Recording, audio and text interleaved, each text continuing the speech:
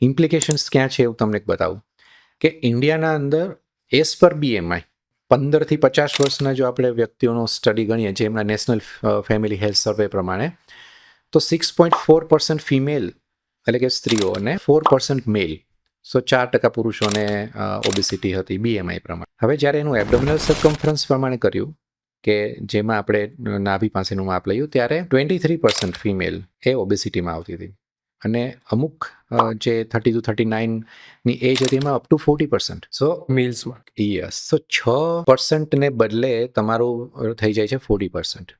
સો આપણે જે ઇન્ડિયન્સ જે ઓબેસિટી છે એને આપણે સ્કિની ફેટ સિન્ડ્રોમ પણ કહીએ છીએ.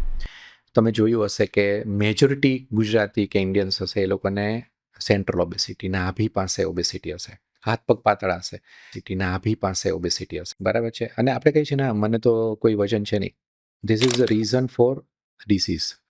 સો અત્યારે ઇન્ડિયા છે એ વર્લ્ડમાં ડાયાબિટીસનું કેપિટલ કહેવાય છે અને વર્લ્ડ વાઇડ આપણે 485 મિલિયન્સ ડાયાબિટીક પેશન્ટ્સ એક્સપેક્ટ કરે છે બાય 2030, 5 વર્ષના અંદર.